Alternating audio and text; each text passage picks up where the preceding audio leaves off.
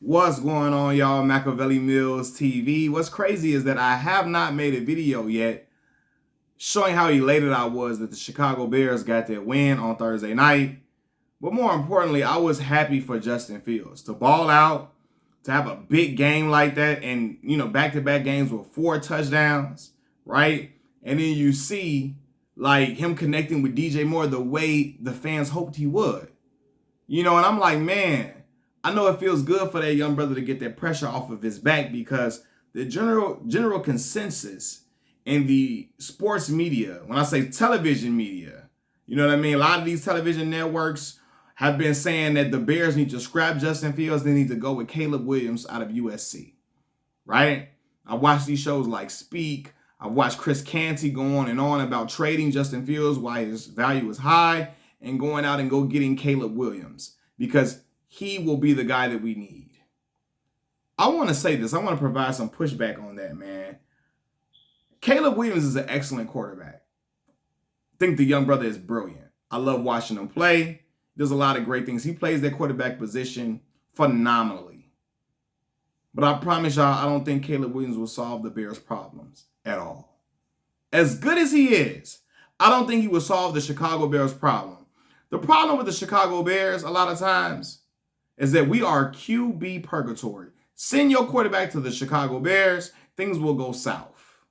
Especially if they're young. We cannot develop young quarterbacks. We have never proven to be able to do that.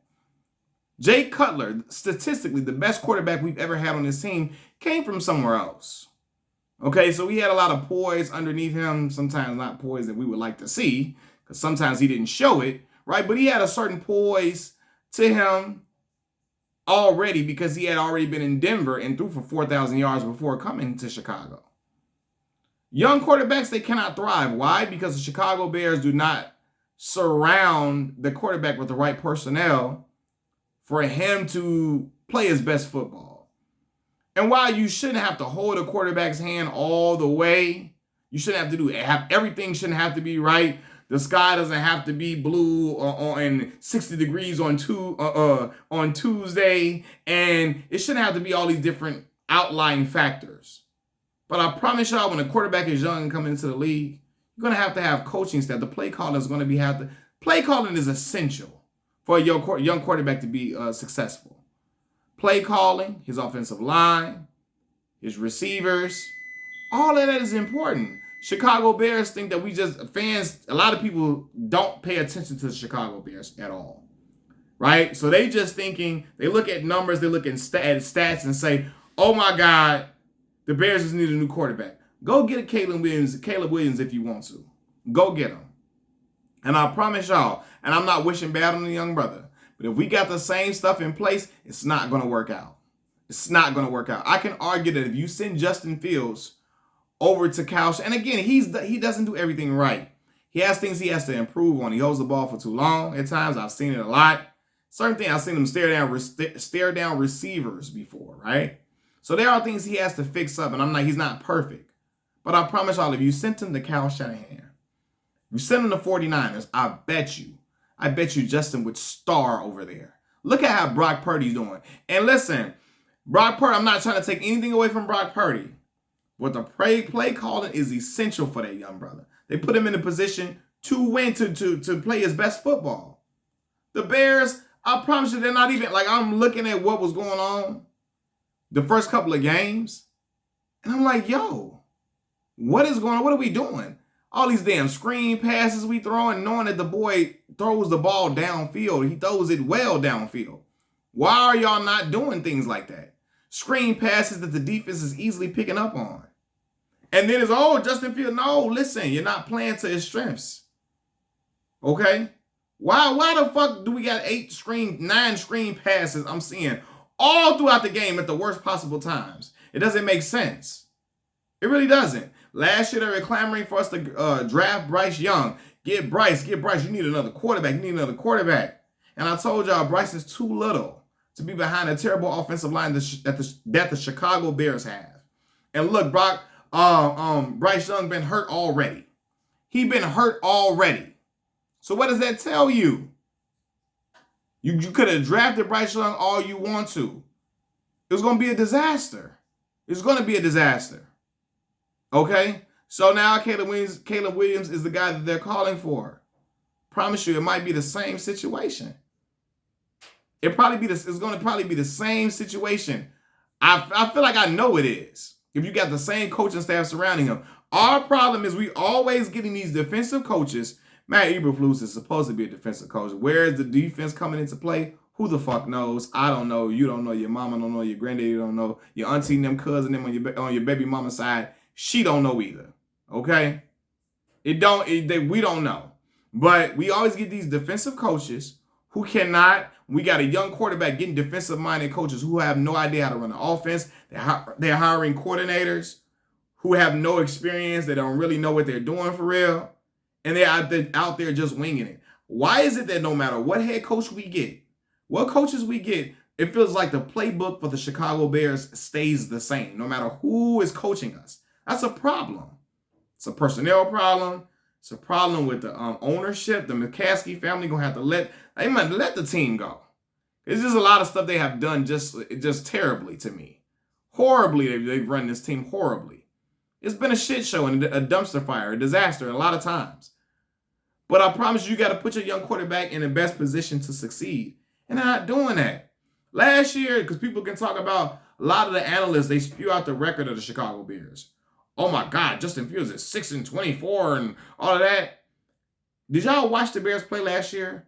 A lot of teams, and again, nobody really wants to watch a bad team play, right? I get that. But your job as an analyst, you're just looking at stats, right? Looking at statistics. Look at the game. Last year, Justin Fields was moving the chains for the Chicago Bears in ways I've never seen it move before. I've been a lifelong Chicago Bears fan. Last year, we were scoring 35, 28, 32, stuff like that. The monsters even when the Bears were the monsters of the Midway in our glory days, we wasn't scoring all them goddamn points, y'all. I watched us struggle to move the ball downfield. Offense was never moving like that. Albeit you can say, oh, it's because of his legs, not because of his throwing. However the fuck we got to get it, okay? He was moving us down the field, getting us into the end zone. The Bears were never been able to get on the end zone consistently, offensively, ever. In my time being a Bears fan, we were known for, we always had scoring defenses. Great special teams with Devin Hester. We had running backs who were workhorses like Thomas Jones, right? Walter Payton, etc. But you know, Thomas Jones, during that Super Bowl era we had, Cedric Benson was backing up Thomas Jones. Then you had the running back Adrian Peterson. Not the Adrian Peterson that y'all know from Minnesota. The one I think where Adrian Peterson went to Georgia Southern or something like that, I think he was at, right? The one with the dreads, that Adrian Peterson. We had some workhorses in the backfield. A scoring defense and special teams that helped us score points. And every now and then, Rex Rosen would throw a bomb to Bernard Berrien, or, you know, he'd do something out of the ordinary and get us a big play, a big game, or whatever out of every once in a while. Jay Cutler could throw the ball, but, you know, he was very turnover prone, and we were still at times struggling to to move the ball down the field, even when we had an elite target like Brandon Marshall, right?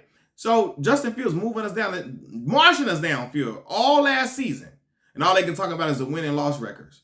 Because when Justin Fields is scoring 35, we giving up 40 points on defense. Defense putting us in, like I'm talking about, like not even letting the offense get a breather. Like, not letting the offense get a breather, I'm sorry. They offense getting a breather because the defense getting their ass torched. Getting torched. Right? And they steady have to get out of holes time and time again. Justin Fields got to score on every drive or every other drive.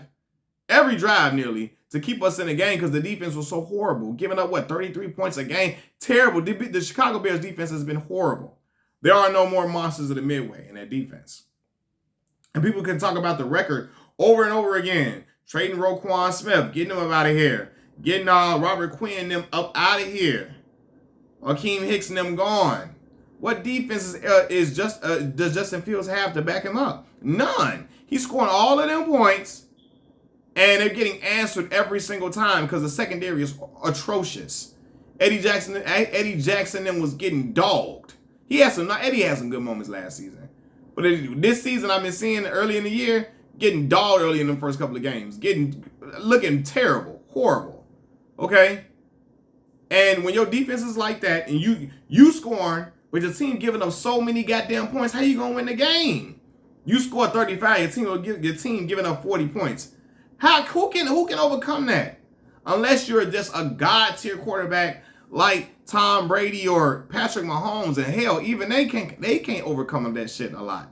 They can't overcome that consistently. So there was no way this young kid, Justin Fields, was going to overcome that while he's still moving the chains and getting us into the end zone. How? They keep using that record. Oh, look at the record. Look at what he was doing in them games. Yeah, he wasn't throwing for 300 yards and all that. But look how he was marching us down the field, getting us in the end zone consistently. He was steady doing it with his legs, a big throw here and there.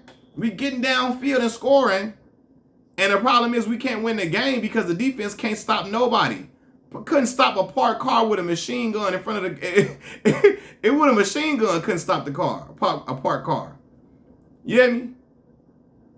You on their best day. I promise you, man. Couldn't guard a candy store with a machine gun. Couldn't defend a candy store with a machine gun at all. The defense was horrible. Soft as hell. Cottonelle tissue soft. So what is he gonna work with? So again, y'all holler Caleb Williams all you want to, and I really think he's a great young quarterback. I don't think it's gonna make any difference drafting him. I really don't. Get Caleb in here, it's gonna be the same shit. Because how the team is run, gonna be the same stuff. How the team is run, ownership, the personnel on the squad, coaching, all the way through the team. Offensive coordinator, it just looks, all this shit look terrible. It's gonna be the same stuff. Same dang on screen passes, not playing to the brother's strengths, terrible offensive line. Just gonna be bad all the way around. And then what? Then Caleb Williams trash too? Some point we gotta talk about the Chicago Bears development of quarterbacks. And again, I'm not saying you should have to hold a quarterback's hand for him to be good. But you got to be able to develop them. And the Chicago Bears organization has never been able to develop young quarterbacks. Ever. Machiavelli Mills TV, I'm out. Peace.